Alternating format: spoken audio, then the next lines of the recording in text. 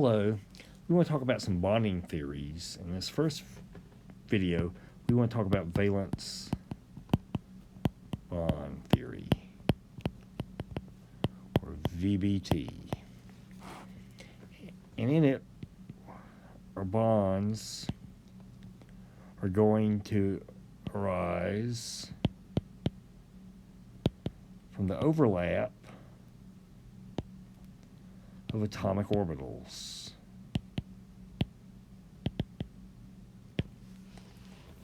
And so let's look at the simplest example that we can come up with, and that's diatomic molecular hydrogen. Remember, hydrogen has a ground state electronic configuration of 1s1. So if we start out with two hydrogens and start moving them close together, we can look at their potential energy in regards to their internuclear distance. It's just a fancy way of saying the distance between the nuclei. And so as they get closer and closer together, they're going to eventually overlap. That overlap of their atomic orbitals would give us a bond. And there's some sort of minimum on this energy curve. One of the driving forces in nature is to try to get to minimum energy, where there's a low point, a minimum, which is the optimum distance between the nuclei. That would be your internuclear distance. Now, as they get closer and closer together, we'd be going off in this direction. Now we're going to start seeing the repulsive forces of the nuclei.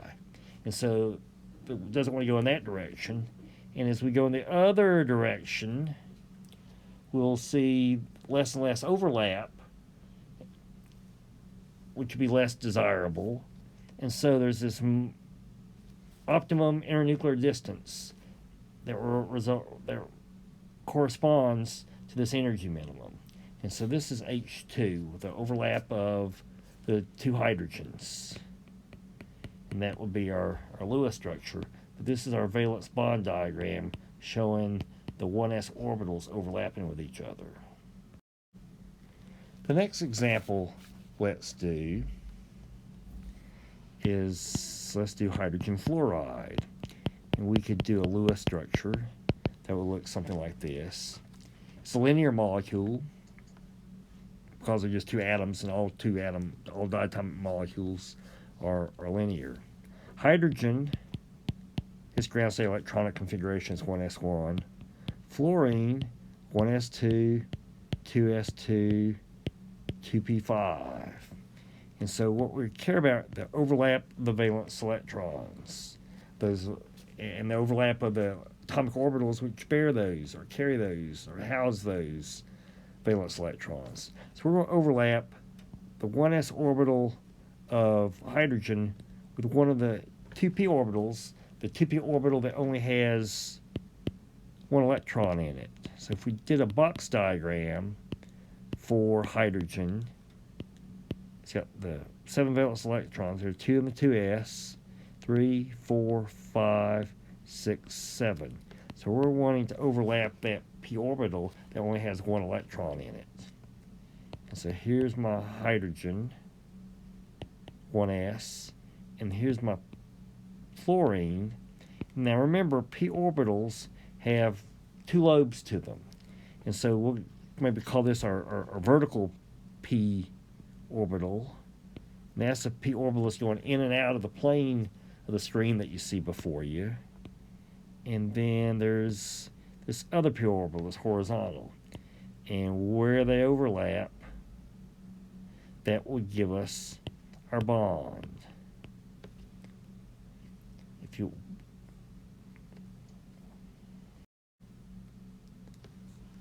The next example let's do is that of methane. So carbon's group 4, 1s2, 2s2, 2p2, and our hydrogen's got that 1s1 electron. here's our Lewis structure. And so we got a tetrahedral electron geometry. We also got a tetrahedral molecular geometry. And that's important to keep in mind. So here's our carbon. Maybe I should do the box diagram. There's 2s and a trio of 2p orbitals. So 1, 2, 3, 4. So there's a p orbital. And there's a p orbital. And there's a p orbital. Remember, they're all at 90-degree angles. They're right angles to one another. And so that's a 2p, that's a 2p, and that's a 2p orbital.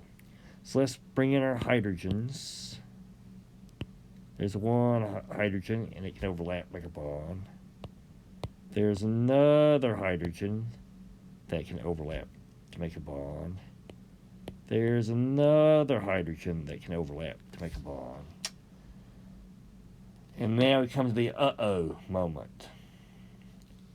Uh-oh, because we still got another hydrogen to go. But there's no more p orbitals available for any overlap. Remember, each lobe, it takes 2 lobes to make up a p orbital. And so we can't go putting any more hydrogens on here.